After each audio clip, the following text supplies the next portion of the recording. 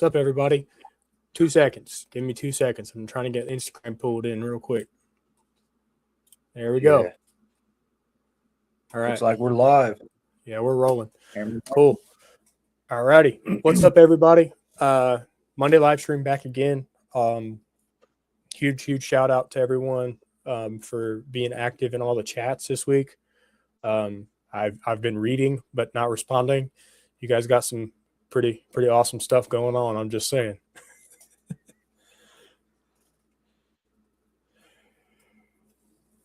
So, John, you got any updates? Anything else other than work and snow? Well, I'm trying to think here.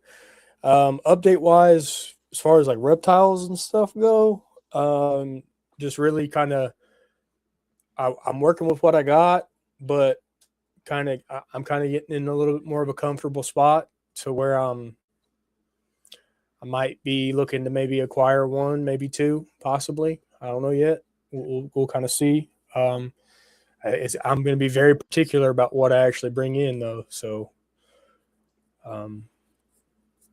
definitely something that's going to head up the Dark Morph project, along with maybe some G-Stripe stuff.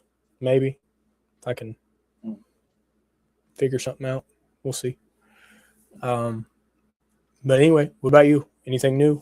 I know we haven't chatted in quite a while. So the newest thing is Saturday. I took a little trip down to Evansville and I picked up two new snakes. Nice. So I picked me up a Sugar Hypo Het VPI boy and a G-Stripe Het VPI boy. I ain't worried about the VPI. I just like the G-Stripe. Yeah. So we get them through quarantine and get them squared away, and I'll be doing some show and tell, snake and tail. Awesome. So awesome. I mean, other than that, we're just grinding on. I weaned over 300 ASFs last night when I cleaned their bins. So sick. Yeah. I've I guess that is an update. I brought in a colony of ASFs into the house because I had been keeping them in the garage, and they've been doing okay, breeding, no problem, everything like that. My count has been going down on pups. I'm dwindling. Instead of 13, I'm popping out like 5, 6. I'm like, I can't keep doing this. Like I'm running out of stock. So I went ahead and I pulled a rather decent sized colony. I think it's like a 2 to 8 or something like that. I brought it inside. It's in one of my old rat tubs. I got them in here with me. Mainly just because I don't really have anywhere else to put them other than in here with me inside. So good thing is they're ASFs and they're not going to stink that bad. So yeah. We usually get a week and a half to 2 weeks out of our ASFs before you have to mess with cleaning them. You really don't smell them unless one expires and they kind of bury it. They're good at burying their own. Yeah. I've noticed that. Also, it depends on the diet. As long as they have that really good dialed in diet, that ammonia really kind of stays low. And it's where it should be. So I don't know. I supplement with every once in a while. I'll give them some Cheez-It crackers because I'm like sitting in here eating Cheez-Its while I'm messing on the computer, and I'll be like, "Here you go." I'm not helping the matter at all, but yeah. So other than that, I didn't pair first of the month. I'm waiting until the rain comes in next week. Yeah. Yep. And let's see, I got hit for jury duty, so I got jury duty tomorrow. So I get some time off work, and we're doing that thing.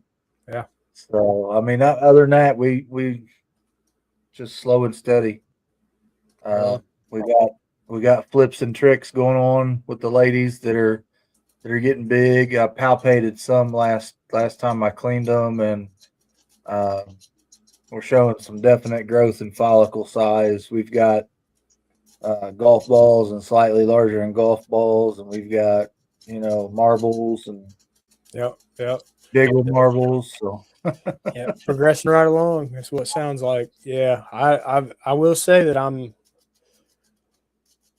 starting to readjust focus and starting to realign. I'm getting ready to start diving into more research, and I kind of want to do maybe a little bit of a mentor mentee thing, where I start to pick some other people's brains as the mentee. Like I want them to kind of bestow some knowledge my way. So I'm getting ready to start putting out some feelers and stuff like that here pretty soon. Granted, time constraint wise, it's just not really balanced out yet. But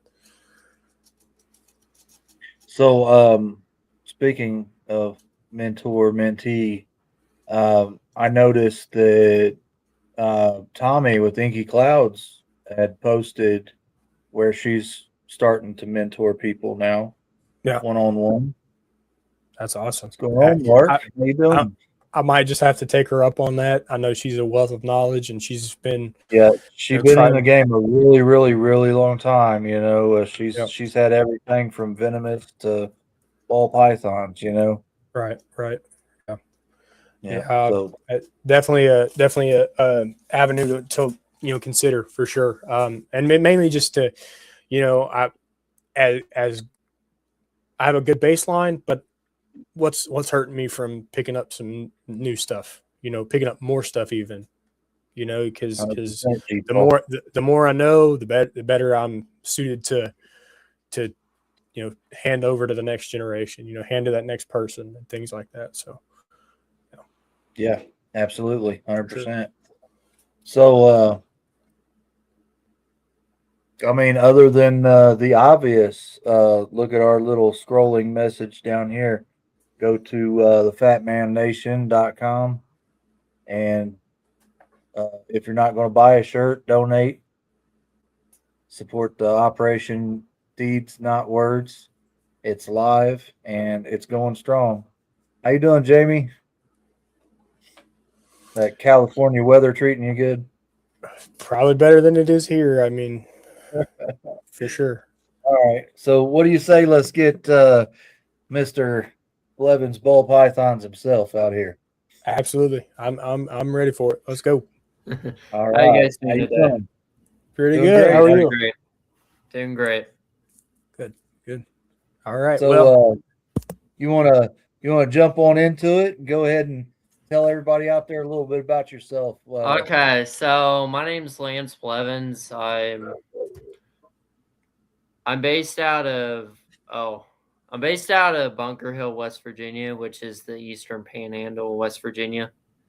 If you guys know where Martinsburg is at, I live really close to there, so I'm in that area. So a little bit about me is I was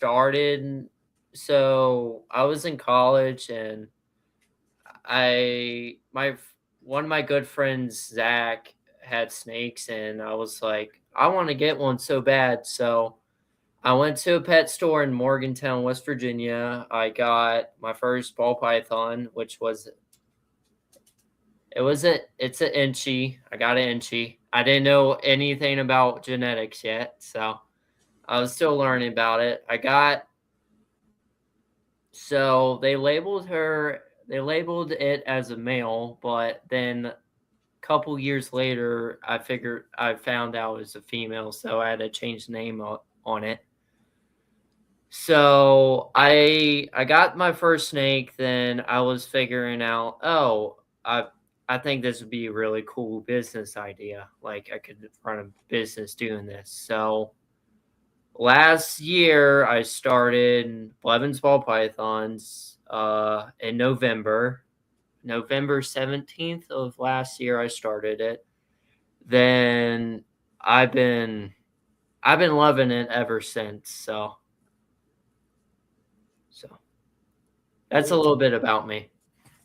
Awesome. And I'm 22 years old, running my own snake business. So Nice. What are you making any pairings this season? So I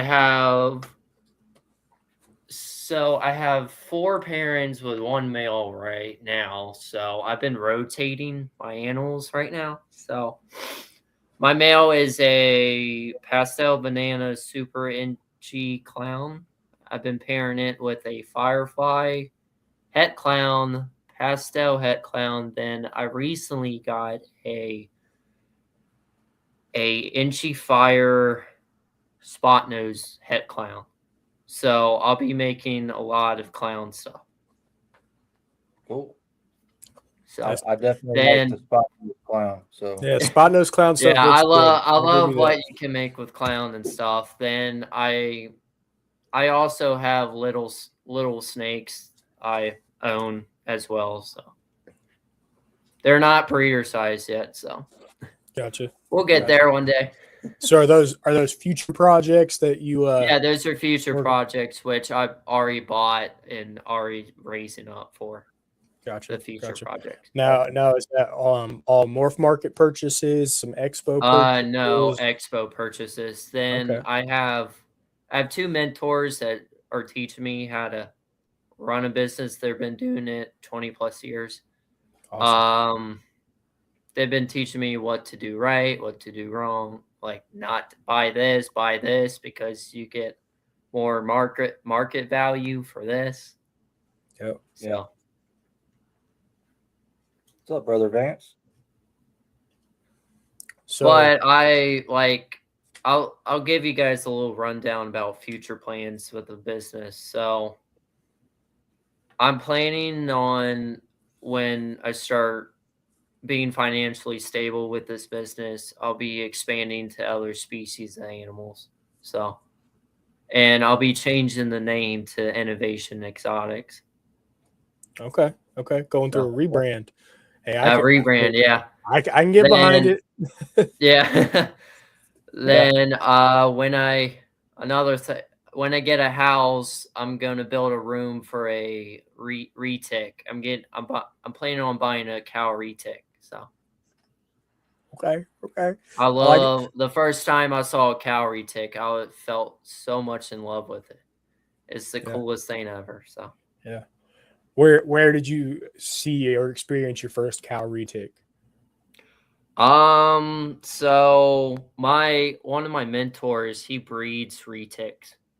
Oh, okay. So he has golden child cow retics,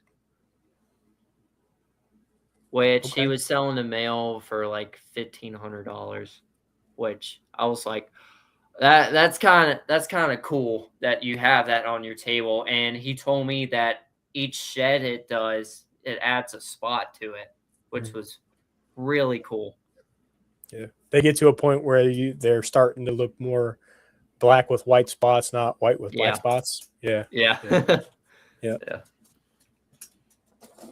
They're pretty awesome. I went to the Reptarium. This is what stemmed the entirety of like the business aspect of my stuff. Went to the Reptarium, got to meet Barchek in person. Thought it was the coolest thing ever. Was like, oh my god, this guy is like every bit one of the coolest guys I've ever met.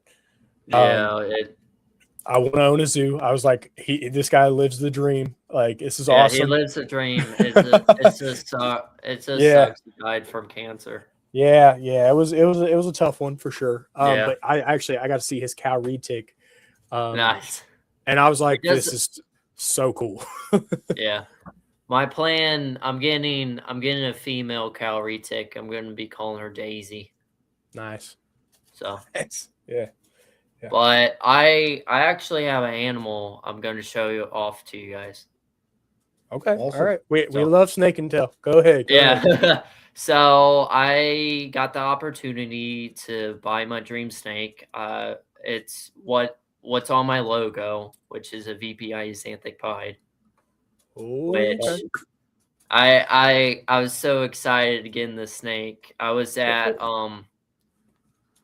Repticon in Baltimore, Maryland. So I had the opportunity to buy it. I got it at a really good price. The guy gave me it for $350. I took it because they usually go for 500 for males and 800 for females. So I was like, I'm not missing this opportunity. So his name's Tesla. So let's see if he doesn't bite me. I like the spicy one. Yeah, this is Tesla. So what's cool about him is you see how he has a smile and it looks like he has sunglasses. Yeah. So that's the coolest thing about it. I have dreamed about owning the snake for a long time, and I have got the opportunity to own one. So Awesome.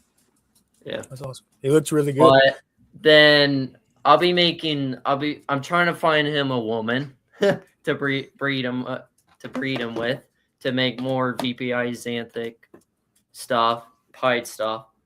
Yeah. And during the time I'm rebranding my stuff, I've been looking at doing Pompeiis. I think they're really cool, but they're really expensive. So Yeah, that's a hard target too. Yeah, that's a really hard target to get. And so. at the end of the day, you do it the way that everybody else says. Grind it out. Get the building blocks. You may miss market, so it's personal choice by all means. If you're not in a rush, take your time. No. Put those building blocks in place. And the same thing with like your VPI pied stuff that you were talking. Maybe something double recessive. A double recessive female with a couple of codons stacked in there, as just a cheaper option to get you there quicker. Something like that isn't necessarily too alarming, because people have bet on worse odds and made some, 1 in 256% chance, and they're like on the money, guaranteed. So it's happened. It has happened. So you can't. Another thing, when I was starting this, I deal with a lot of mental health issues. So starting this has showed me an aspect on what I can do. Yeah, absolutely. So, for sure. Have you go ahead, Carl? Sorry. I was going to ask if you find working with the snakes therapeutic. It does. It makes me really happy person when I work with my animals. Like my mother's actually watching this live stream right now, so I have the support of my mother. I thank God for my mother, because she supports me a lot, and my dad hardly does. So my dad doesn't like the snakes, but I love it, and I love doing what I do. Yeah. So G. Paul down here runs a show specializing in mental health, and he actually has some reach out program for veterans and people that find the joy and the calmness and everything that the ball pythons or snakes in general provide. So yeah, definitely reach out to him. Yeah. I'm watching Garrett's comments. Don't hit on the VPI. Yeah. Listen. I'm TSK still too. I only got VPI because I didn't want to deal with TSK or there's another one. I forgot. Oh, there's a lot of Xanthic. There's a lot of Xanthic stuff. So yeah. So you're talking about black Xanthic? Yeah. Listen, black Xanthic right up my alley too. But I'm team dark morph all the way. Always have been. I like more lighter morphs than darker. Gotcha. Are you more of you like the light morph with pattern, or are you more like the? I'm like light morph with pattern kind of person. Gotcha. Okay. And I've seen what you can do with clown stuff, and the way it comes out. This looks amazing. Yeah. I'm not dismissing the clown stuff. I have no it doesn't fit to my breeding scheme, but it works for others, and that's phenomenal. G Paul gives me crap so much about hating on clown, but there's nothing wrong with it. There's nothing wrong with it. No, there's nothing wrong with clown stuff. It just doesn't work in my program at the moment. So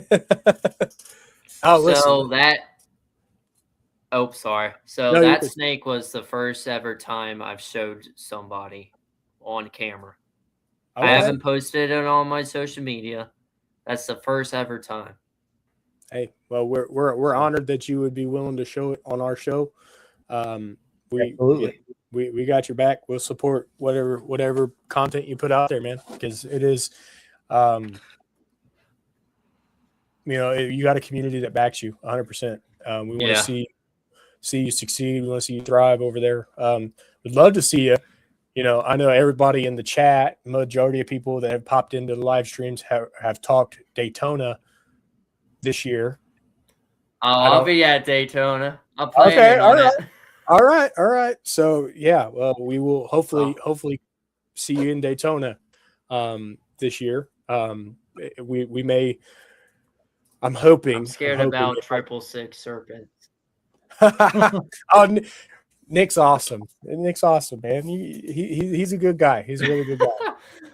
Wild and crazy. So on the group, I think it was the last live I watched. Somebody found him like some bikini or something. That just got me laughing my ass off. That's gonna be great. That's gonna be great. Yeah. Yeah. Now listen. At the end of the day, we're gonna have a lot of fun. We're all here to just laugh and have a good time. How you doing? 100%. So, now as far as you said you went to college and you kind of course corrected into the ball pythons and stuff. What were you studying when you were in college? What was your? So I was studying natural resources at a small college in Maryland, but then it was too much for me, so I had to change. I changed my degree to general studies, so I still have an associate's degree. Nice. Hey. So right now I'm. Are we good? What happened? Did we lose somebody? No, we're good. It kind of it started lagging. Oh, okay. Okay. Did it come back in? Are we good? Are we lagging real bad still? The little like looks like an iPhone screen. You guys are not moving on it. Oh, am I moving still? You guys are frozen. I'm kind of.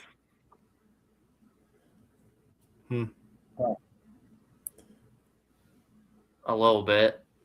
I'm seeing me and John real well. Yeah. You're a little glitchy. Yeah, just a little bit. That's what I'm seeing too. But anyway, that's awesome that you actually stuck it out and got to that associate's degree, because I mean that's a big step beyond a high school mark, and you got to look at it from a perspective. Yeah. It can kind of put you into that next. Yeah.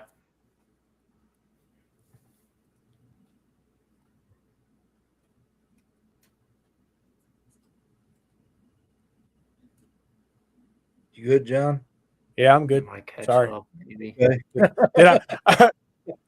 I heard him talking, so I was like, okay, wait, I want to hear I want to hear, and everything. So I froze for a second. You're good, but it is okay. But yeah, you're headed into that next phase of life, with the ball python stuff, and you can take those things that you've acquired through your college experience and everything, and apply them in a productive way, towards the breeding business. Because it is the way I look at college is it is what you make of it. but it's also it primes you for being able to stick to something even when you don't have to, right? Like that's a big thing with college. College is you're paying to be there, so it's your choice to stick it out if you want to. So that teaches you that endurance aspect of it for sure.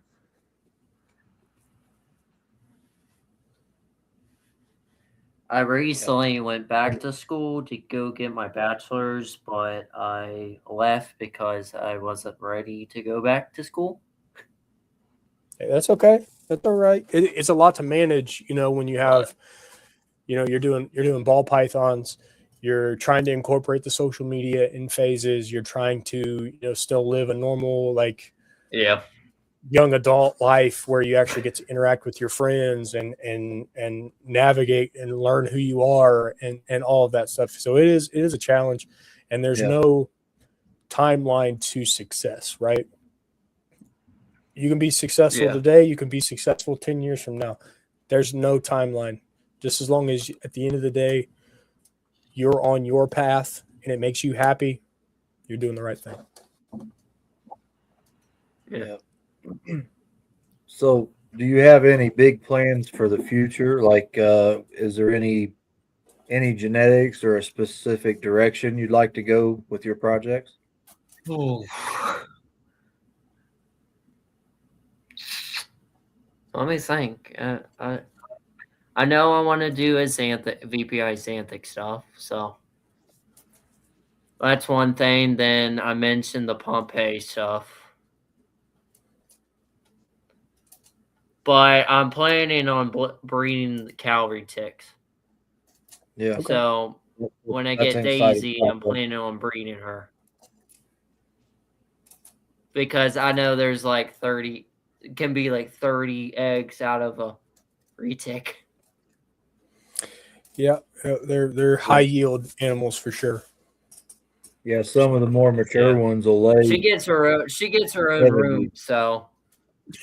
There you go.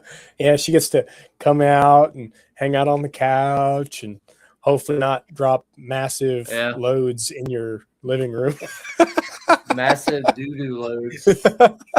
That is the only thing that's like that in space is the only thing stopping me from getting into the big snakes is the amount of mess they make when they go to the bathroom. They drop just woof.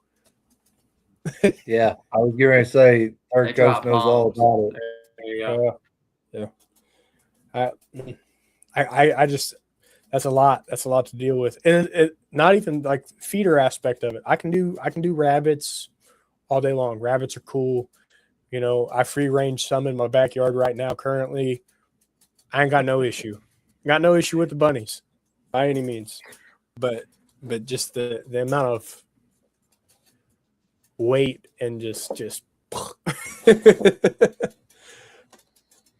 There's Jody. How you doing, Jody? So, question for you. What does your future look like social media wise? Like, are you going to start, coming in and popping into the open panels? Or are you going to start to produce some content and put out there on your platforms? What are you gearing up for with that aspect of it? So mainly I do right now Instagram, but with my generation, we use Instagram a lot. So I use Instagram, but I'm planning on starting a podcast and stuff. Nice. So but I don't know when I'm going to do that yet. You know what kind of direction you're going to have for that? Are you going to do just kind of a showcase of your progress, or are you going to do a more structured thing, have guests on, and like a structure thing like we're doing right now? Awesome. Yeah. As Carl likes to say, low tech rednecks. Listen, we're from Indiana, and low tech rednecks. Computers make our brain hurt. Come to West Virginia, There's a lot of rednecks in West Virginia. I'll tell you that. Yeah, I've got family down from that way, Kentucky, West Virginia. Yep. So Yep. a lot of ridge running through my blood. Yeah. No, but you say, yeah, my generation uses Instagram. We're not that far off in age, bud. That's YouTube. Yeah. That's what when I went to high school, that's what we used a lot. Yeah.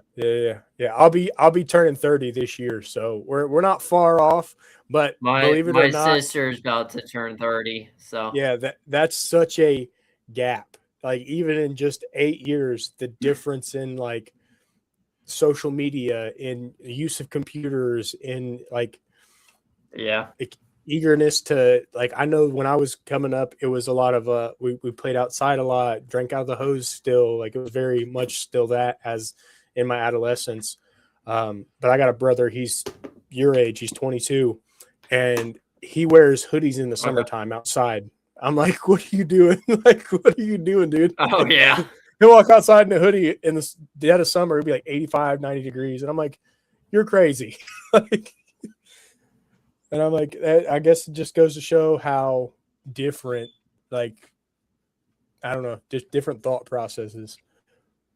Yeah. I mean, can you believe we used to pay for text? Pay for text messages? Yeah. I remember when I got my first unlimited text messages on my what was it? Was it my Razor? My Motorola Razor? I think back when they still did T9 texting. Yeah. I remember just progressively like my cell phone evolving almost felt like every year until I got to the iPhone, and then it was like, hey, it's bigger. Hey, they got another camera. Hey, like, but the interface is exactly the same. Nothing changed. They got 3 cameras on this thing now. So. Oh yeah. I don't even think you couldn't take pictures with my first phone. You could barely send text messages. That old Nokia with the extendable antenna. Yeah. My first phone was 5th grade, and it was a flip phone. Okay. That my parents gave me if I had any emergencies, I could call them. Yeah, I still remember the 45-foot telephone cable that was attached to the phone that was mounted on the wall in the kitchen. Yeah. And that was the only phone in the house. Back then, that was the only phone in the house. And it took a lot for your parents to pay for that second line.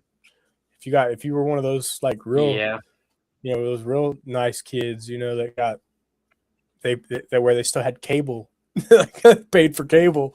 that was a little different. Yeah. I hear all the hip kids get on that tiki-taki now. I don't, unfortunately. I don't. Hey, listen, you're not missing much, honestly. TikTok is it. I will give you this piece of information. It is an emerging market for reptile people for sure. Like there's a big rush to it currently, mainly for the monetization and the capability to hit another audience. Like there's an untapped audience where Instagram's kind of like where everybody's kind of doing their thing right now. TikTok's still very new to the reptile industry. So if you don't have one, maybe download and co-post on both just to keep you going. Yeah. If anything, it's a lot easier to make reels on TikTok. That too. Post stuff on TikTok and flip it because it automatically saves to your phone. Flip it to Instagram. So he's not talking to me. I got gray in my beard. Hey. There's gray in this beard. I have a lot of stress.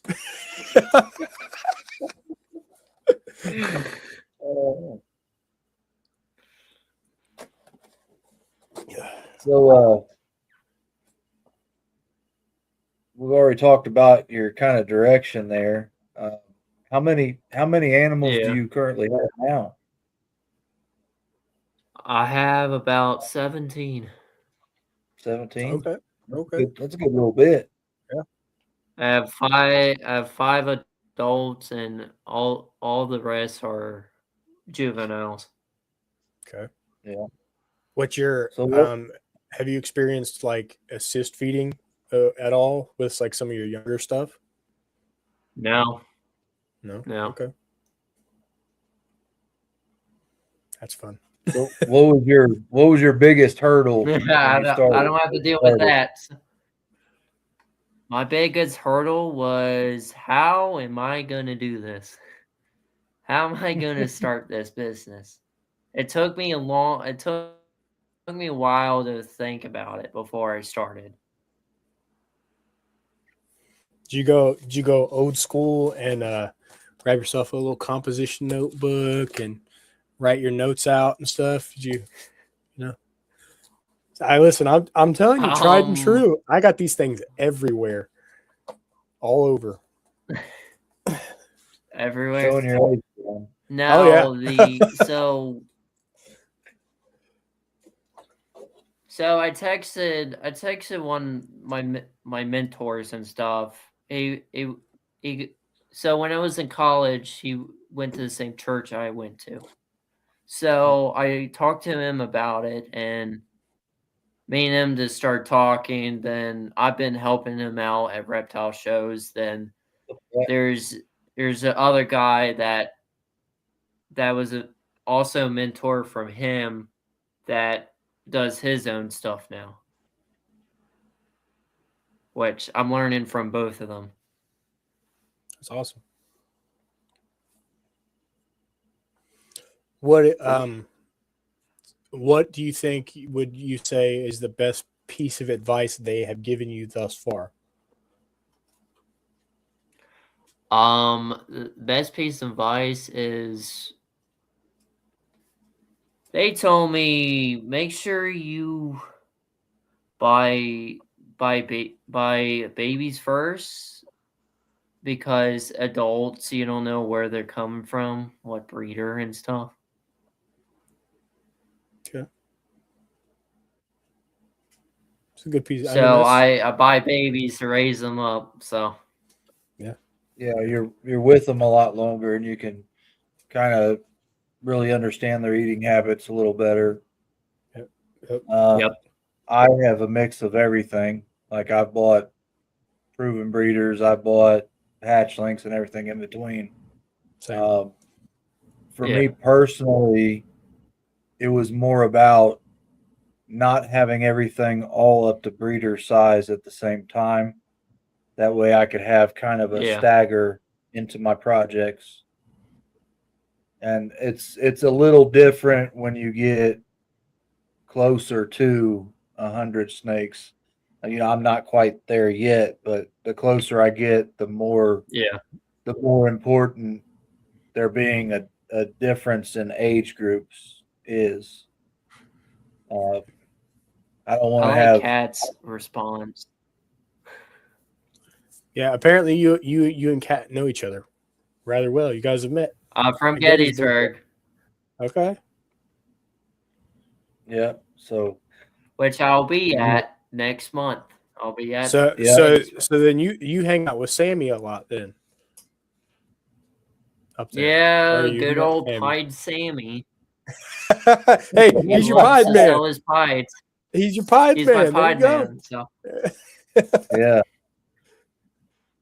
He'll hook you up. That's his favorite thing, pies. He said, you should buy a pied. I'm like, let me think about it before I get it. Yeah, he likes his calico stuff too, and in our Mandarin. OD stuff. He's got some high expression OD stuff. That's real nice. And he's got scrambler stuff going on right now too. Yep. So you like high pattern and the lighter colored or brighter stuff. You said, is there Yep.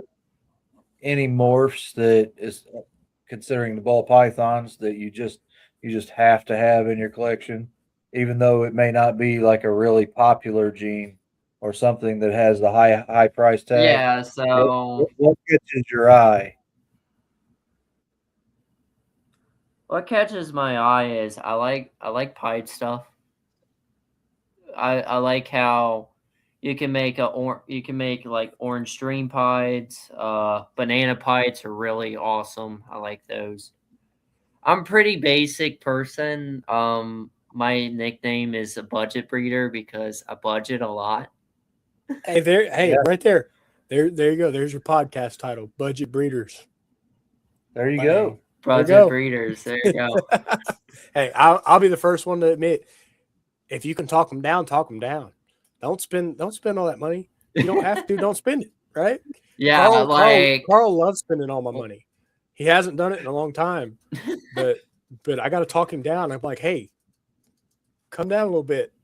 I got to keep some in the pocket. Oh yeah, I was so surprised. The guy that I bought the Xanthic Pied off of, he gave me for $350. That's a good deal. Yeah.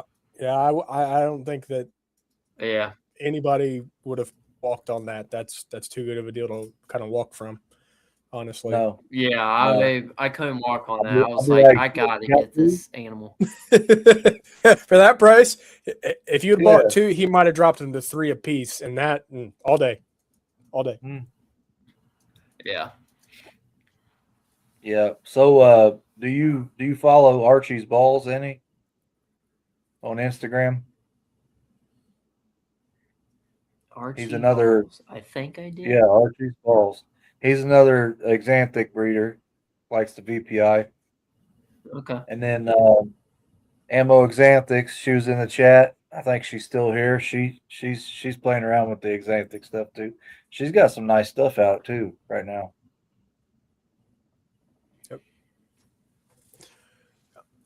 Then I saw you could do a Xanthic Clowns, a Xanthic Desert Ghost, Yeah, there which you go. Right also there. caught my eye.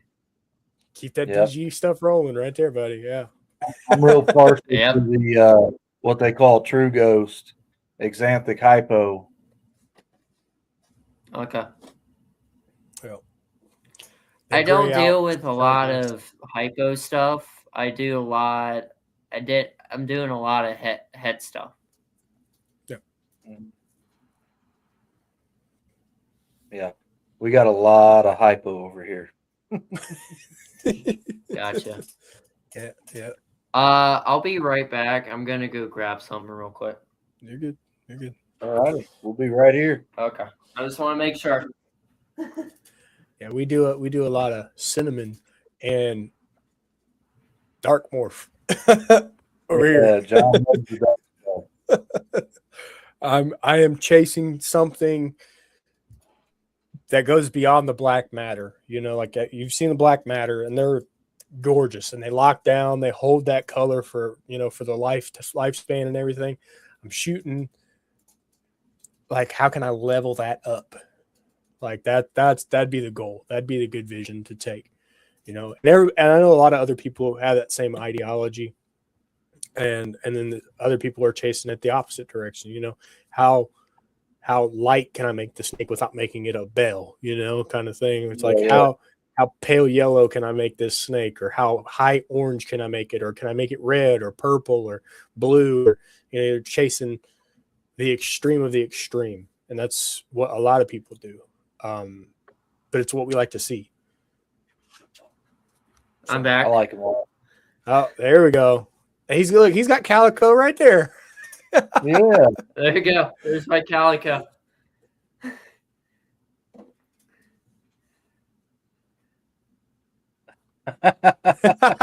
She's there. In the comments. Kat, you've never heard of black matter? We're gonna have to send her some pictures. Yeah, Yeah. for sure. And there was, I forget who posted it. I want to say Superior Scales posted it on on their IG. They had black matter pieds, and oh, they were nuts. They were nuts.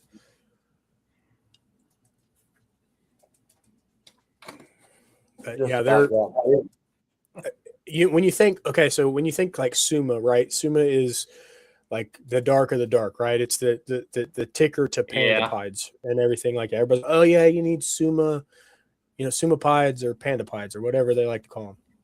So I got a slightly different They calico. brown down. That's the part I like the least about it. But there you go. That's a different kind of calico right there. Yeah. Then my cat. Yeah. Hey, listen. Respect to the cats all day long. I don't own a cat. I think they're cool. That's my mom's cat, but gotcha. Yeah, I saw a cat tower behind you, and I'm like, he's got a cat. So he's got a bunch of different animals. And snakes. Cat and snakes. So as far as I guess the retic could play on that too. There you go, yeah. Other animal species.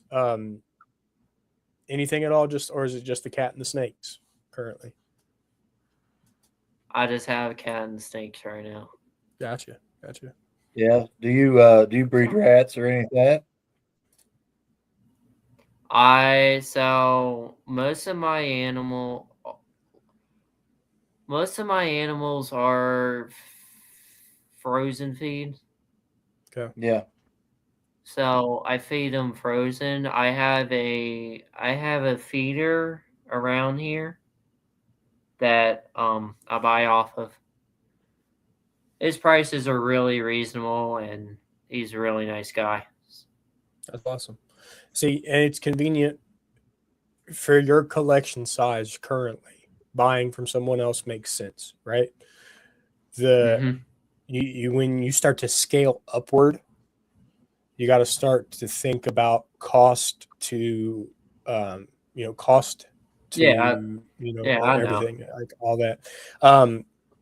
What Carl will tell you, he's like, I'm a rat breeder that has some snakes, because I don't know how he has so much success, but the guy can literally wean 100+ ASFs every week and still have them popping on the ground. I don't know how he does it.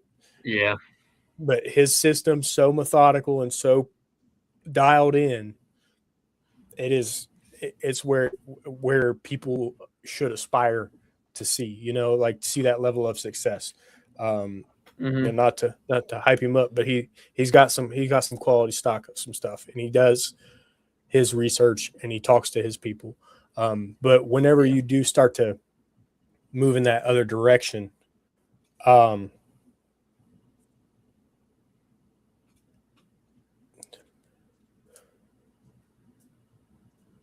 I was sorry. I was reading that comment there. Gave him the breeding and selling snakes. Yeah, absolutely. I mean, you're not wrong with that, Mark. That is very realistic, to say, as far as you got to play the long game. It's to put you in a place of maybe financial freedom, not a monopoly, right? Yeah. Nobody does it because they want to make millions and millions of dollars. They do it because they're passionate about it first. The success comes through the passion and the motivation that you have in place. 100%. So just never feel like you have to scale for the sake of other people. Go at your own pace and what you can handle. Yeah. I have something. I've had people at reptile shows that tell me like, "Oh, but ball pythons won't sell as well." I'm like, "There's still a market, and you just need to be quiet about it." Yeah. So I don't tell them they need to be quiet about it, but there's a market for it. So yeah, they're still selling. It just depends on how you market What and where is you selling? market. Yeah. So a conversation that Garrett, Dirty Bay, John, and I have had countless times is uh, it's a lot more enjoyable if you don't feel like you're in competition with other people. You know, be your Yeah. own critic and uh, compete with yourself. Like, am I better than I was last week? You know, am I better than I was last Yeah. year? What's my direction? What's my new goal that I'm going to hit? You know.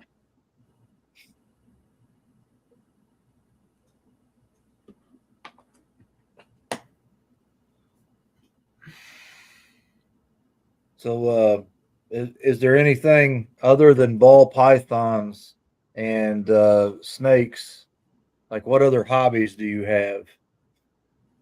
Anything else that you're Oh, passionate about? so I like to do fishing a lot. I do fishing. This sound crazy. So I fly styrofoam airplanes. I know some people who do that actually. Like I they have fly a motor on styrofoam them. airplanes. Yeah, there's a motor on it, and Okay, you fly it with a controller, which has a awesome. transmitter, which sends a signal.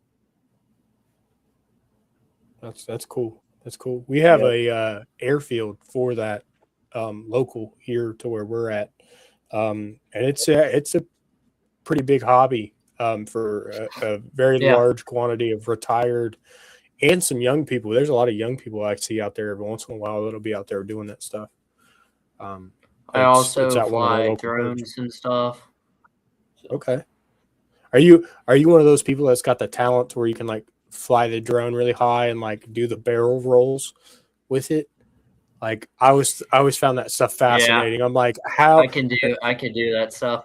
that's a four propeller like platform, and they're like barrel rolling it like quarter mile this way, They're quarter mile rolling that way. into they're flipping into a like a chimney or something. Yeah, yeah. I'm like, Like well, they, how does that make any it's sense? crazy. Yeah. Yeah, it's awesome. I do a fair amount of fishing myself. The wife and I actually, I think 2 years ago, bought fishing kayaks. So we've Oh, been nice. wearing them too. What type of fish do you go after normally? So I do better. I like I like to catch bass, largemouth bass. That's like Mhm. I do that, and my last semester of college, I almost caught a northern pike, which would have been awesome because that's one of the fish I want to catch. So Yeah. So we do a fair amount of bass fishing. We do mhm. catfish, crappie, bluegill. Catfish is Um, really good eating food. yeah, and I like walleye is about my favorite. Oh, walleye's really good.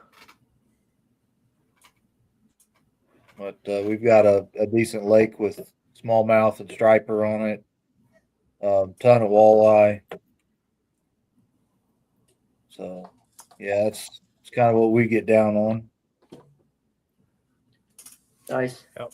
My largest saltwater fish I caught a stingray in Virginia. Batman, stingray, huh?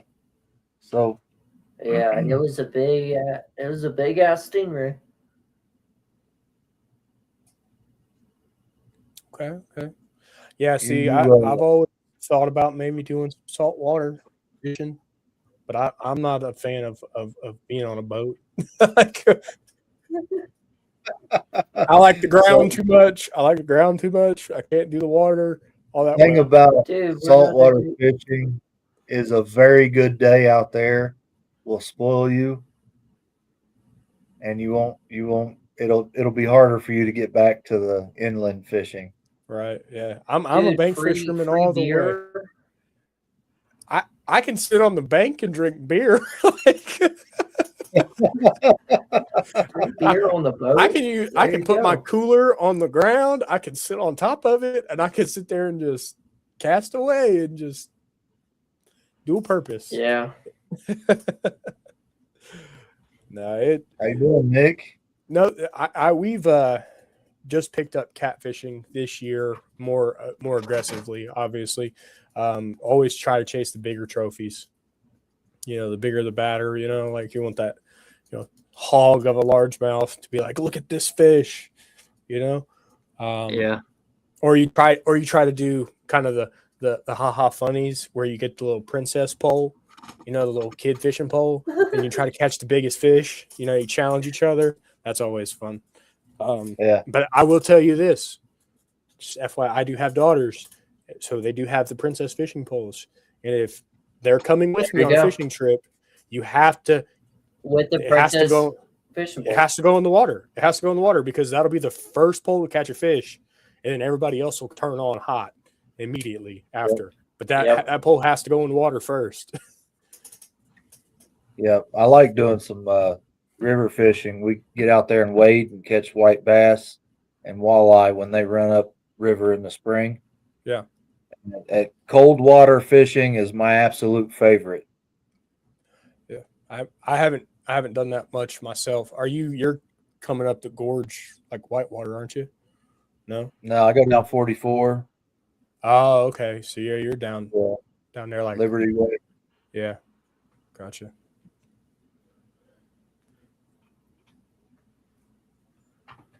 No. Yep. So No, I know we you like see that. the snake.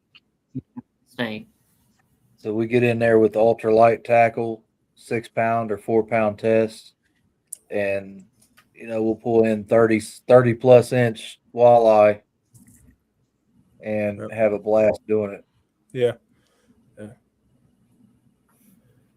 Yeah, Nick, right there. He's on them big catfish, big flatheads and stuff, pulling them things out of those monster, river monsters. Oh, dude, I caught like a 50 or 70 pound blue cat. It was big. Yeah, we don't get that much coming up here as far as like that was out of a fish hatchery. I was gonna say Pay Lake. Yeah, we have some Pay Lakes that got some stuff that's pretty sizable, but like if you're going public land, just fishing whatever like waterways we may have, I've not personally pulled anything bigger than probably a 10 myself. But so you ever do any carp fishing? No, I don't carp fish. I do a little bit. That's a fight I don't want to mess with. Out here at Richmond Reservoir, come springtime when they get on the spawn, oh man, that's the best fishing. Yeah. I've got a picture somewhere on my old phone, I believe, of me holding this big old carp, and she weighed 36 pounds, 6 ounces, right? And her belly is as big as mine. She is a brute. Yeah. But it was a funny story. So my old fishing buddy, Rick Sapp, he's dead and gone now, but he netted the thing for me, and it was dark out, so he didn't see exactly how big the fish was. Well, he turned around to step back up the bank and had that net one-handed and was like, couldn't move the net. So he turned around because he thought it was wrapped up on some rocks or something. So he lifted up and he realized that was all fish, and he was like, oh my God. So yeah, it was a nice night. Yeah. But I mean, you get out there in the springtime, I mean, when the banks are muddy, horribly muddy, and you're out there just wearing them out. We're catching 20-pound carp like they're bluegill, man. Right. Yeah. Yeah. Same spot. Anytime you go during like the daytime and you're going brim fishing, you're sun fishing, right? For gills and stuff. I don't know what it is. I don't know if it's how aggressively fished that body of water is, but you gotta go like there's probably an hour window that you have success at. Other than that, you're catching. I mean, you're catching the little babies. You're not pulling anything in that's got some size to it anymore. It seems like the few times. Granted, that's the few times I went this past year, over there. But I wasn't really. It wasn't my primary focus. I was slapping around for bass. Yeah. You're right, Nick. That's the main purpose, except for when you have a kid with you, because then you can't participate in the illicit activities of being passed out with a beer box on your head.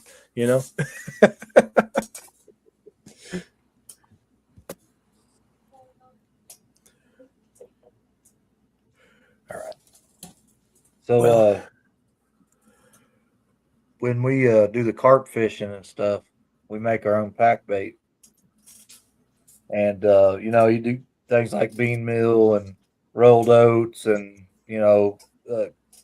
pudding, flavoring, just all kinds of different stuff. Cream corn, regular whole kernel corn, sweet corn, just tons of different mixes you can do. And I found that especially in early summer, the catfish, you get them on a good bait pile because you've been carp fishing, and you'll catch more catfish, channel cat, than you will anything. Yeah, doing it that way.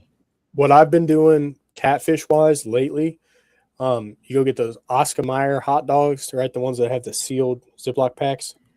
You never put them in the refrigerator, right?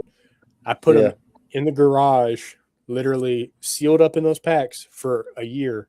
They don't mold. They just stay on the shelf and they get rank, like awful. You open that pack and it just lets out all that just yuck. Oh, and they light it up immediately. No sooner than you're in, you're on something in a couple minutes, easy, every time. Yeah. So I use oats. I wet up oats and put them on the hook, and they love that. They love oats. Like, yeah. Yeah. I got a 5-gallon bucket of bait downstairs. I keep it inside so it doesn't freeze and thaw. Right. Yeah. But I've had that same bucket for probably 8 years. Oh gosh, so it's same bait. Same bait. So you open it up for the first time, and now it's primarily bean meal, right? Okay. You open it up and it smells like hot sauce. I got you. The very first time you open it up. But if I make fresh bait and I don't use it all, I'll dump it in that bucket, stir it up. But that stuff right there, I've got a name I'm not going to say it on live, but just give you the abbreviation. It's WP is what we call it, and it's the best catfish bait there is. So after a while, after you open it up a couple times, it no longer smells like hot sauce. It's got a little funk to it, but it's not bad at all.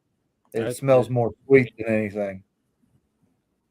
That's good. Yeah, I always do they're like, oh yeah, you soak it in Kool-Aid and do the garlic and really stank it up good. And I'm like, you can do the same thing by just leaving it outside or leaving it in a hot room for however long, and it do the same thing. It just make that stank happen naturally instead of all the all the extra additives and stuff. But I am gonna pause for just a second. I'm gonna hit a restroom break real quick, guys. No problem. We've been on here for just a minute. No problem.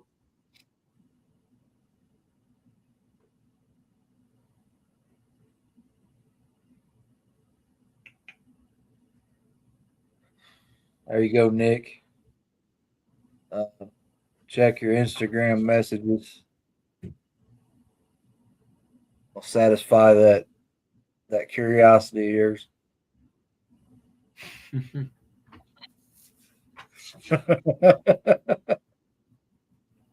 So that's what we call it. You open that bucket, it'll have you howling at the moon.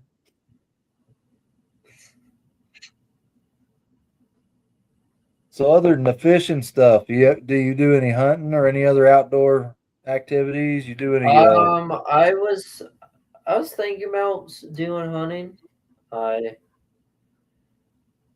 I I've had so when I was in the wildlife program at my college, we did trapping, and I got my Yeah. trapping license. That Yep. was pretty cool, pulling out a beaver out of the stream, which Yep. was really fun. Yeah. So I actually helped. Back when I was younger, I hunted on a farmer's property quite a bit, and that's Uh-huh. one of the things we did for him was because it was all river bottom property, and if Yeah, them trap beavers beaver. get in there, yeah, if those beavers would get in there and dam it up, they'd flood out his crops. So Yeah. anytime we saw the start of a dam, we would trap it and get them out of there and bust up that dam. Yeah.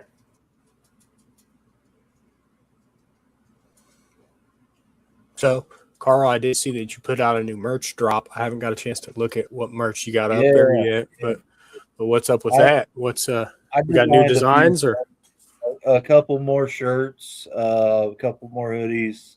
I got a beanie I put on there. I designed a Nice. blanket. I'm gonna design a few more things. And I did use the newer logo, the AI deal. I like it. right on, Big Worm? Yep. Take care, Big Worm. Thanks for stopping by. But yeah, I mean, I just got on there kind of playing around today and designed some things up. Yeah. It's been something that I haven't done in a while, so I figured I might get on there. Right. Yeah, I have not updated my merch shop in quite a while. I need to dabble and play a little bit. I did put up a pair of sneakers on there. I was like, oh, that's pretty cool. You can design your own sneakers. It's like, yeah. Hey. I thought about because I know old 666 has got a pair of thongs on his. I thought about designing a pair for mine. Nice. Big old fur patch. Yeah. Take a picture of Chewbacca or something. Right on my There you computer. go. There you go. Oh, that's great.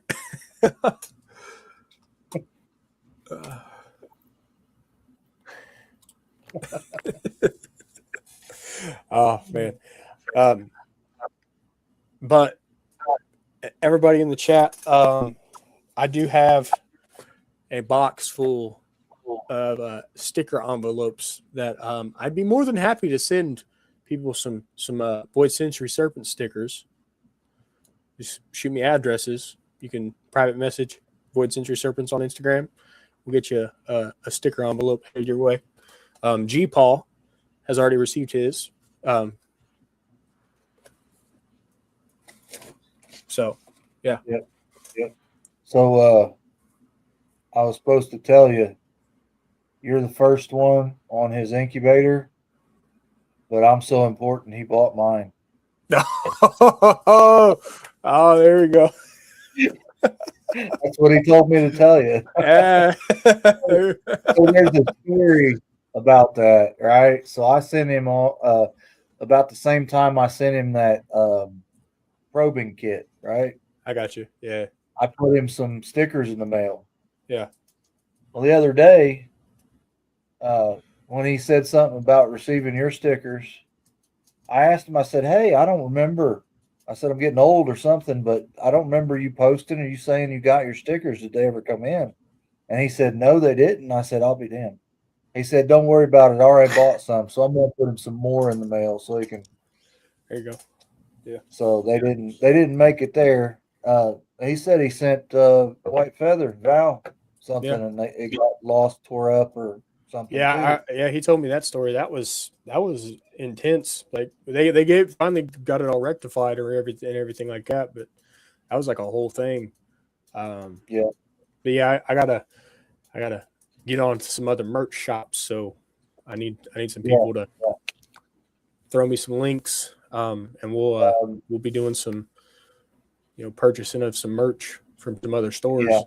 So I'm gonna order that shirt we talked about to send to Jamie. Yep. Because I've got the new logo all designed out. I'm gonna go ahead and get one of those coming this way. That way I can get the marker out and sign it. Yeah. Send it up hers. So if you're wanting to get in on that, let me know. We'll box them up together and send them. Yeah, that'll work. Yeah, I gotta put in another order. It'd take them 7-8 days before it even shows up. A lot of times. Yeah, something about like that. Yeah. Some items are faster, some are a little slower. So yeah. I found the t-shirts they do okay depending upon the color that you order. They can do all right. Yeah. So, and then quantities. But speaking of merch, Lance, are you My branding? merchandise. Yeah, are you branding under the Blevins ball pythons? Or are you holding out until you do your rebrand? shoot me your Right address. now I have. Message me. Okay. Right now I have a shirt. So right now on my page I have a shirt.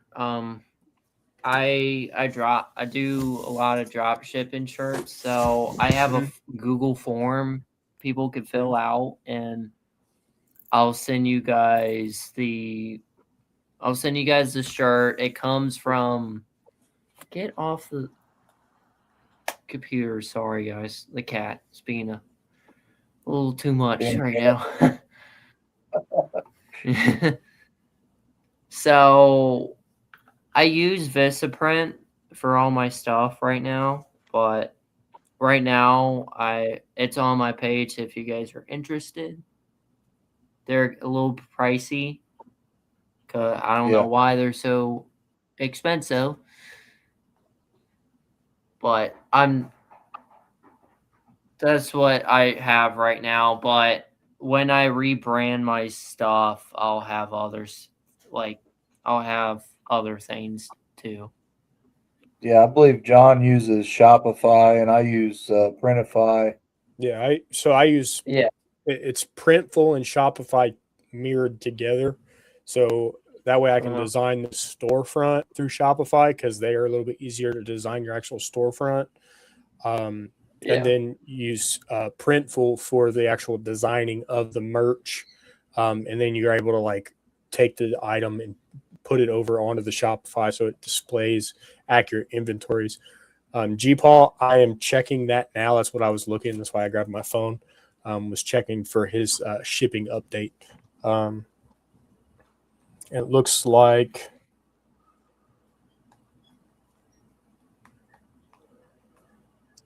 And that reminds me, next Tuesday, Michael's going to divorce me if I don't send him a shirt. I'm going to have to flip you my logo, John.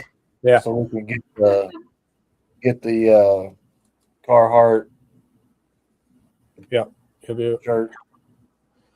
Yep. We will do that. I have to double check because I know that they have like Columbia and Nike. I'll have to make sure that they have the Carhartt on there. I don't see why they wouldn't. It might just get a little bit. Still in here, Third Coast. What was the other brand you said you like? He just said, "What did I miss?" You said Carhartt, and there was another brand that you prefer. So they're a lot better quality, and they fit the big guy better. Columbia does.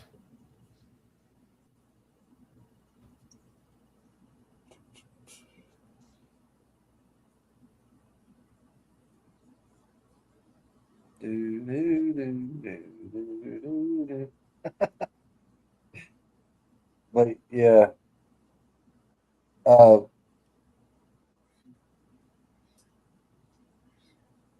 yeah. But I've got like access to Under Armour and stuff like that. Yeah. But their shirts and their hoodies, they're like 60, $70. And that's before the print and before the shipping. Yeah. So yeah, you're paying to brand over already branded merch. So they have to pay, you pay retail of whatever that branded merch would be plus markup. And then they have to mark up even more. So like by the time you go retail to your consumers, you're like $95 for a hoodie. For a Nike hoodie that has your logo on it, it's like $95. It's like, what? Yeah. Speaking of shirts, I got a new one in the other day. Did you see this one? What we got? It says I've got big balls. Nice. Yep, I've got big balls. That's awesome. Carl, you should make a Speedo. I'll buy that.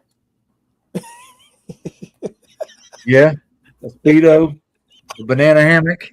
Yeah, Speedo. Banana hammock. Oh, that's. I'll wear it. I'll wear it at Daytona. Oh my goodness. Yeah, you fit right in with Nick, homie Nick. With Nick, yeah. But Nick looks good in it, so.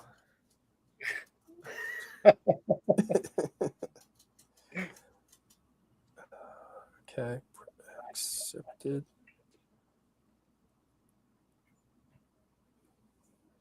Okay, well, Paul, last update I got from them was on the 1st, saying that they've accepted and are processing. So I would imagine upon accepting, it's usually about a 7 to 10 day turnaround from that moment. Yeah. So you should be getting more information. Because tracking's horrible. Not good at all. Like to track any bit of it, because most of it's coming like USPS, and USPS tracking is just not good. Like terrible. Yeah, it's terrible. Yeah. I'm hopeful that in the future we might be able to start doing some in-house stuff. That way I can ship through FedEx or UPS. So yeah, I'm sitting here like scrolling and like going into different pages trying to get more information, and it's like in progress. That's all I keep seeing. So, but Gotham City, thank you for shooting me that address. I will get your envelope in the mail, literally tomorrow morning, because I'll put it in the mailbox and flip up the thing. Yeah. Wait, you're sending stickers? I'll send you my address. Yep. Shoot me the address. I will happily send stickers out. I'm gonna have to make a run to the post office to get more stamps. I'm by the roll, brother. Listen, I have a book on the fridge right now. They're just sitting on the fridge. But I've already started using them, burning them. And I'm like, yeah, I'm gonna go through all of them before I know it. So they always RWO stuff. Okay. Yeah. Nice. So your stuff showed up already. Well, he got one shirt. There's still a shirt and a sticker he's missing. Waiting on. They're coming from different vendors, I'd imagine. Yeah. Awesome. I'll get you hooked up, Batman. Yep. But yeah, I don't know. I'm excited to kind of keep this train rolling, in the right direction. Yeah. I like this. I like the sticker thing. I like the merch thing. It's a good aspect to market yourself. I mean, I'm not gonna make any money off of selling shirts. I'm not gonna be all-time millionaire. It's advertisement. Yeah, every time somebody puts on one of the shirts, every time somebody puts a sticker on even to think about it, say somebody puts my sticker on the side of a Sea Serpent rack, right? They upgrade to an ARS system. They sell that Sea Serpent, Guess whose logo's on the side of that sea serpent? When they sell it to Yours. somebody.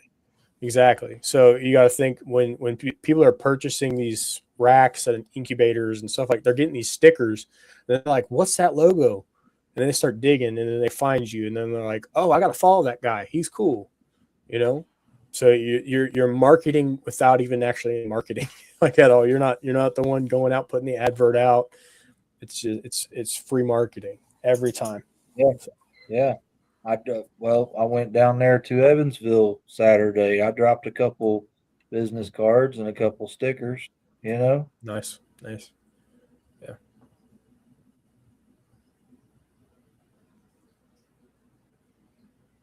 Started over, huh? Hey, right? Well, Out with the old, in with the new, I guess. So I got a little over a third of one side of my incubator covered now. yeah, I need to get a sticker board for like right here for this side of the rack. So I think I'm gonna do like a foam insulation board or something like that to help trap heat good, and then like get it with a backing material so I can put stickers on it and stuff. I think that'd be pretty cool. I did start some over here on the breeder rack. Yeah, I mean I run out of I run around out of space real fast because I also buy. My kids have a tendency to Temu shop all the time, and I don't know if you guys know this, but you can buy stickers on Temu, like in bulk, for like $5, like, and they're pretty dope stickers, I might add. Like, so I have a very large sack of them somewhere. Yeah. And I got some obviously, when you do a custom built PC or whatever, they usually have like glass paneling on it. So I have stickers just stuck all over it already. So yeah, I try to keep the glass clean. I'm sticking to the sides because I just like to be able to see in there. Yeah. Yeah, I haven't put any stickers on the front of my incubator either. I'm like, I just want to be able to see so clearly right through that. Lance, incubator wise, I know you said you're making some pairings. Yeah. So do you have your own incubator already? Yep. You do? Okay. Are you Yep. custom built or did you buy one? I bought one from my good friend off of BNS Reptilia. Oh, okay. He was selling one, and I took it off of him. Nice. This one right here is my little Pain in the butt. Pain in the butt. Still assist feeding. Pain in the butt. Yeah. Yeah. So he or she, actually, I've not even sexed it yet. Let's see what it is. I'm thinking girl. You're thinking girl? Nah, we'll give it. Yeah. Well, cantankerous, doesn't want to eat for you, likes to throw fits. Yeah, I can see that. Don't want to give up the tail either. Hold still.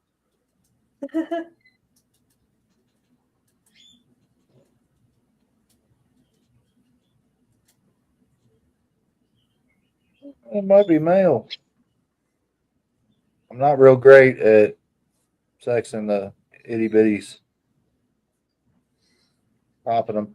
I'll probe later on, but it might be a male. But he's cool. We'll get him eating right, I do believe. Super normal. Yeah, it's super normal. Actually, I think it's got some orange dream in it. Yeah. I was gonna say the blushing along the sidewalls and with the way the white's riding up on that side pretty good. Yeah, I can see what you mean by the OD. Yeah, and then look at the belly. Belly's yeah.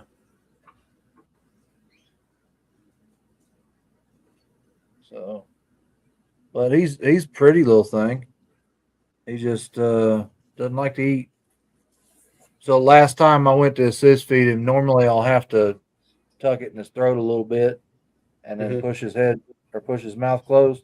Yeah. This time he chomped on it himself after I stuck Nice. it in his mouth. Nice. Like he closed his own mouth and he sat there and started eating it. So Yeah. it's progress, but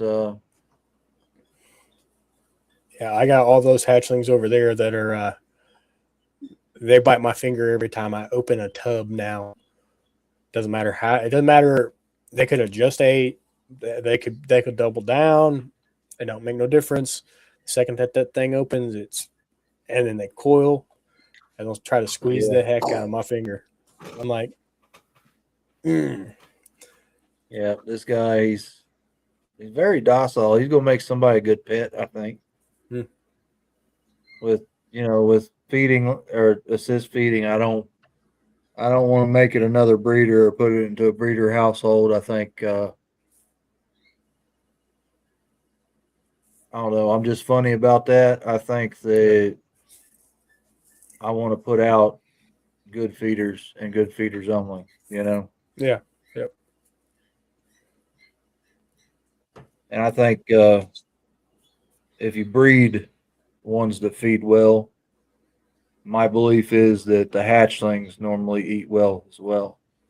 Yeah. Well, my mom was a mouser, so you had a battle out of that one already.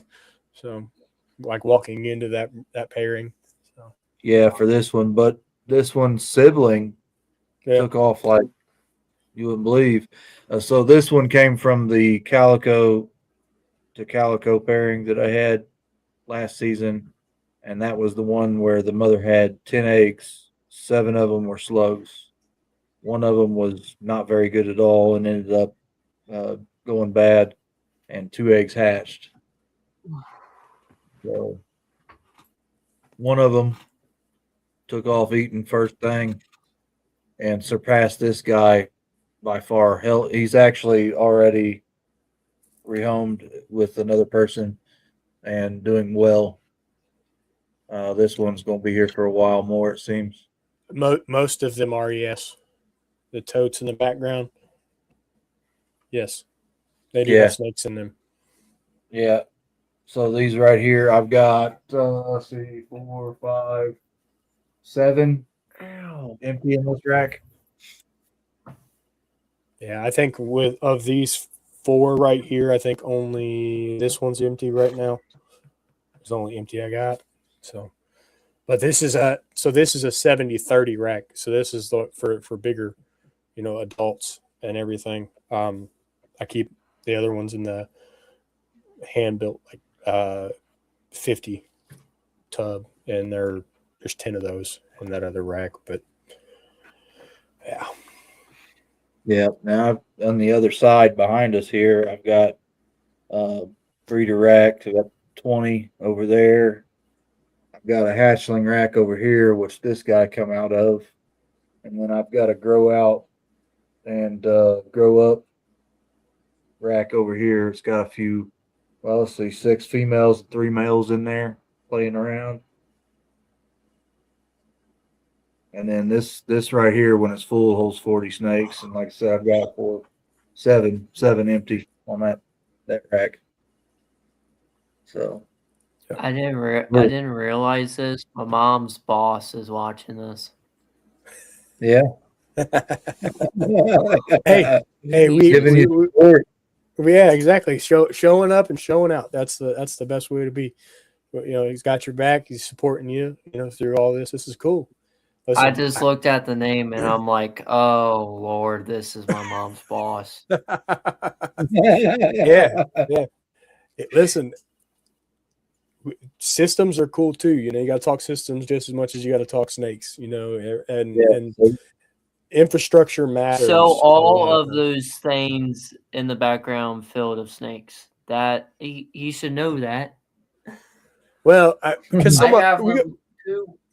Yeah, we got some empties and stuff, and I like keeping this as my backdrop more than just a blank wall, because then it's like I'm in my mom's office. So for the longest time, I was in my garage, and behind you could see everything behind me. So you saw my incubator, you saw my 50 series rack, and you saw the 70-30. The only thing you did not see was my rat racks, because they were like Oh, on the other side, and everything. But yeah, it's when you put it all together and like you set it all up and everything, and you're like, wow, this dominates so much space. Like it takes up so much space in your area. So with that, saying that, what is your say dream setup? Are you more of ARS? Are you more Sea Serpent? Are you Animal Plastics? What's your go to? mine's ARS. Okay. Gotcha. And you have an ARS system currently?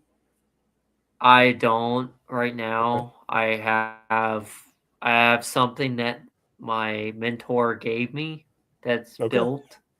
Yeah. Hey, them custom built PVCs, if they're engineered right, Yeah, they're pretty nice. Yeah.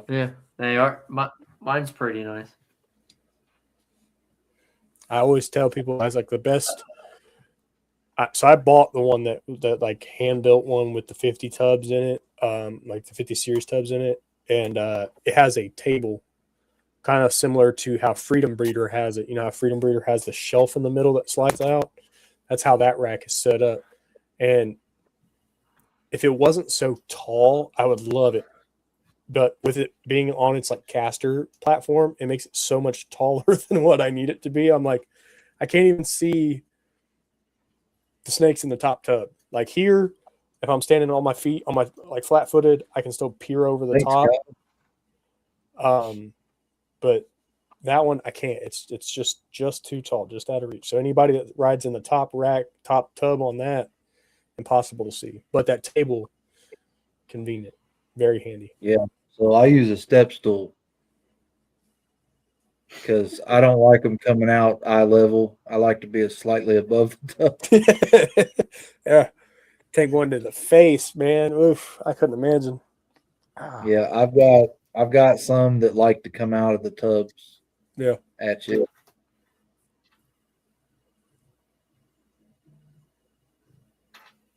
That Yeah, that's that how it is. VPI Xanthic I showed you guys likes to flick his tail at me. Oh yeah. Think it's a rattlesnake, does it? Yeah. Oh yeah. Yeah. Wait Yeah. till he start. If he's doing that now, just as like a behavior, wait till he starts breeding and he's doing it like the back third of his body's doing that all over the tub. It's gonna be great.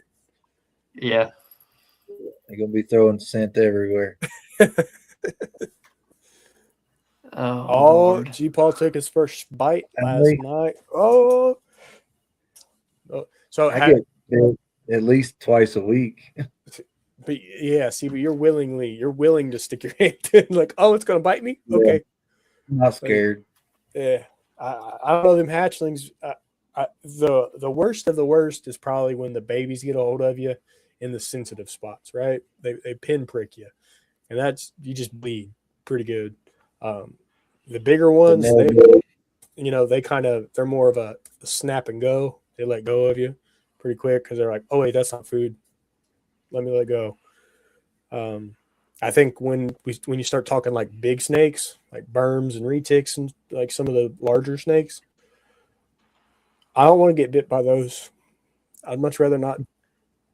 Yeah, especially not a retic that's in a bad mood. Yeah, I'm okay. Yeah, okay.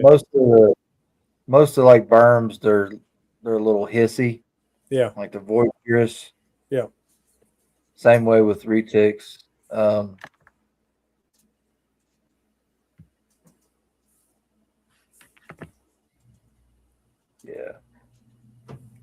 As I say, retics do a lot of threat display, don't they? Like they'll do the mouth and they'll hiss and all you know that. they can just be just talkative, basically, is what I say, how I say it anyway. But the thing is, you know, if they're Burmese like to hiss a lot. if they're well handled, you've got a lot easier work ahead of it. Right, yeah. Have to think about it. Yeah. So Third Coast. What about your mail? Oh, did he get lit up?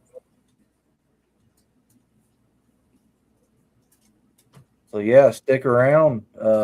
We actually have a Burmese python breeder coming on next Monday. Yep.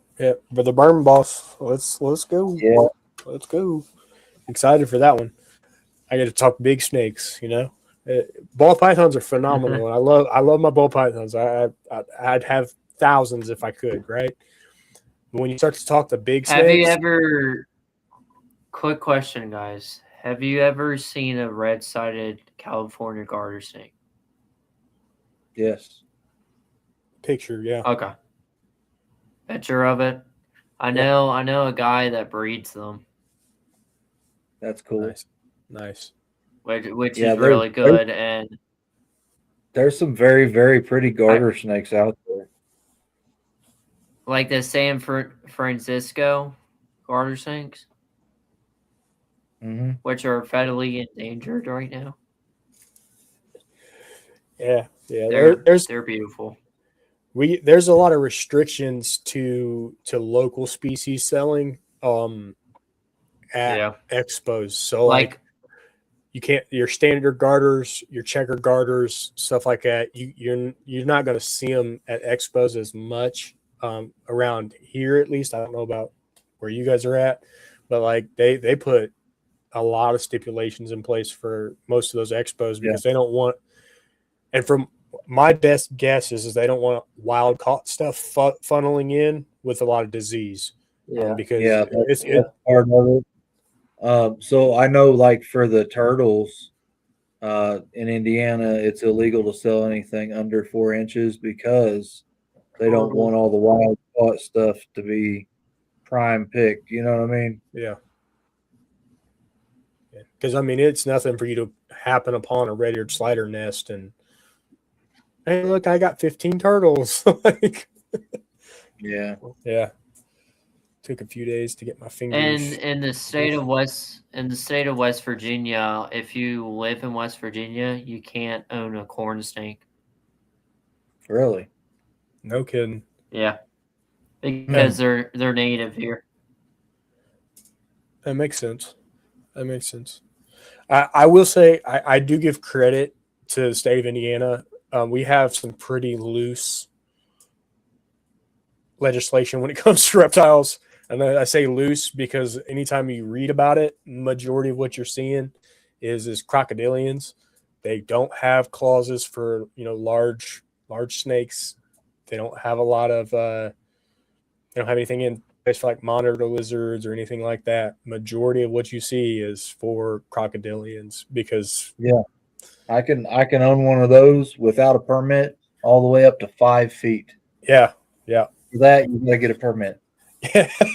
Somebody could have like a pond in their yard and just have 15 alligators in it. As long as they're not 5 foot, nobody's gonna say nothing. Did Carl just leave his chair? Yeah, he just hopped up out of his chair real quick. Okay, gotcha. Put that hatchling up. Give him a shot of humidity.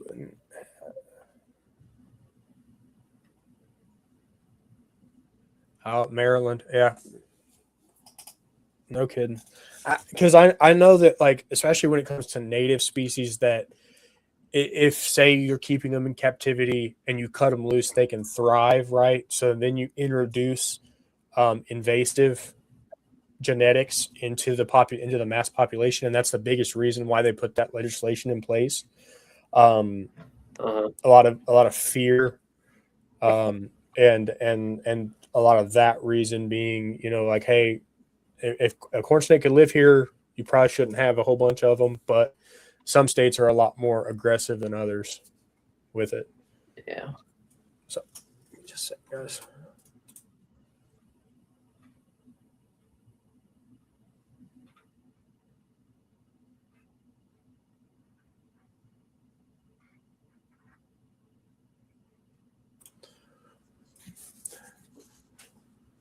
These people know that it's Monday, yet they still call.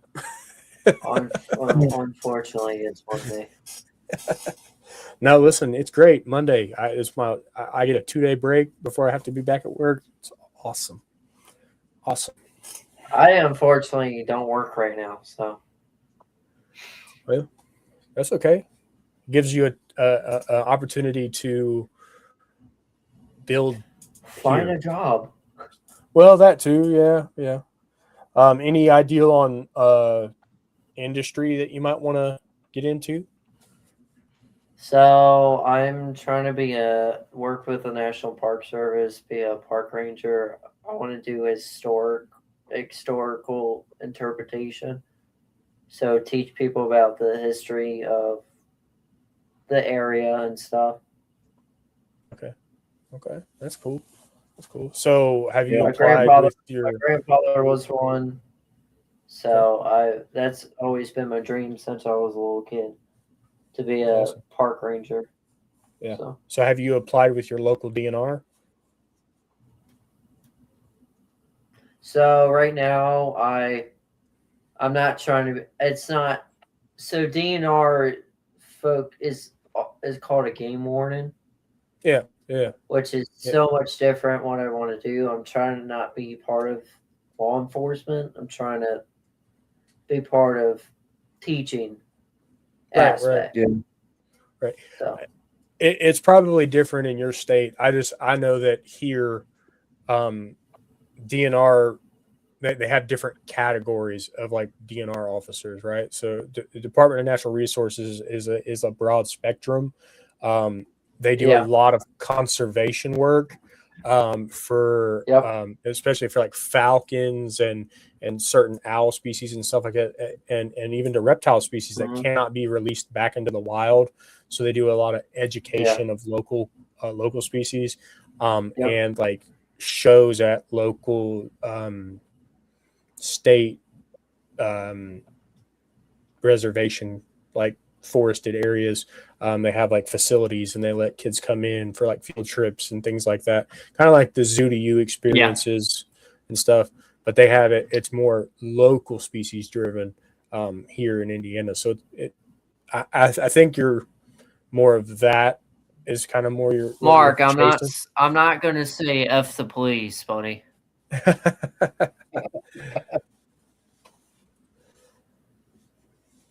Oh wait, it's Kyle, not Mark.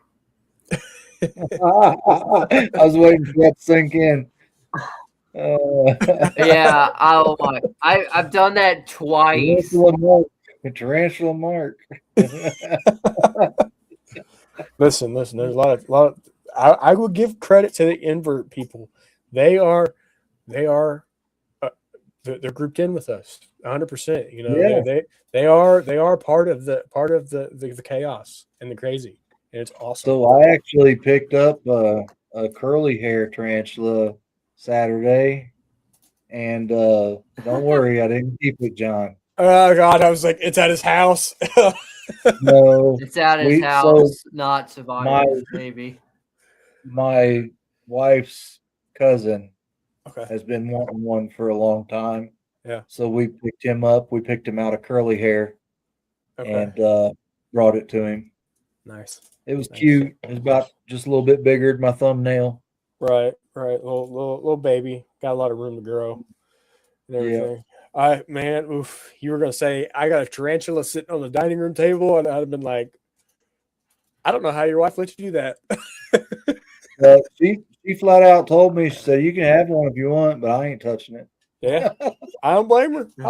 She said, you keep it in the box. Yeah. Pretty thing to look at, right? So we had a almost 4-hour ride home from the expo to home. And we couldn't set the tarantula in the dash because we had this little cubby hole in the dash because the sun kept on hitting it. Yeah. So we set it in between me and her. And I kind of just had my arm down here. And I felt something brush my arm hair right here. So I just picked it up and looked. And she's like, what are you doing? I was like, well, I felt something tickle my hair. I was figuring I'd check to see if the spider wasn't crawling on me. Oh, And she's like, "Oh my God, I'd jump out the window." right? Yeah. Yeah. No, it was fine. It was still in the cup. Yeah. I just felt something on my arm hair, and I was like, "What is that?" You know. He has a little compadre tag along. He's in a truck. Yeah. Yeah. So Well, I think those jumping spiders are cool as hell, man. I listen. I'm not in the arachnids world enough to be comfortable, right? So it kind of just makes me just kind of a little touchy. But jumping thing that spiders, is so cool, they're really cool. you can train them like they'll jump off their little pedestal under your hand, and it's cool. I think their little like dance that they do with their thing, that's cool. That's really cool. Yep. Yep. But again, it's another thing that sparks curiosity mainly. I mean, that's kind of where everybody lives, is just what is sparking your curiosity, what's keeping your brain engaged, what might be the next big thing for you, kind of thing. So when you go to those expos and you see all those people who have all these different species and all this different stuff, and you're looking and you're like, yeah, I like it. Like, I saw a lot of beauty snakes at the last expo I went to, and I'm like, I mean, a Taiwan beauty snake's pretty nice. Yeah, I like maybe. recently I like cave dweller snakes. Okay. Yeah. They're Yeah. pretty So cool, in my opinion. southern Indiana, there's underground river that you can take a little boat ride on, and you can see different stuff in there. Certain times of the year, you can see the fish, but it's kind of rare. They shy away from light, of course, because they don't have any naturally. But yeah, it's really cool to get underground and check things out like that. Where my family's from, Carter County, Kentucky. They've got the Carter County Caves, and that's an intricate system in itself. And there's all kinds of stuff down there cool to see. Yeah. I definitely am going to have to do some herping missions this coming season. I'm gonna have to start turning some rocks. I remember my first ever successful herp that I did was kind of an impromptu thing. There was one of those little 5-line lizards. They're like blue-tailed skinks, more or less. The ones with the little blue tails. They're burrowers. You don't really see them out much. Yeah. You see them like kind of in like rotted wood and everything like that, real close to the ground.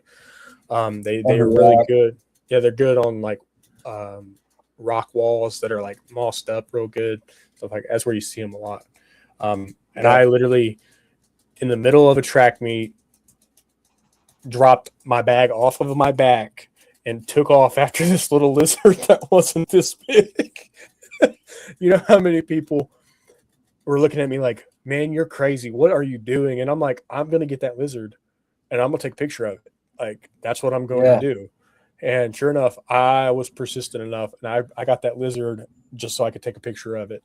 And then I let him go, man. I was like, you guys just don't get it. I was doing the same shit down in Miami when we was down there for that bachelor party.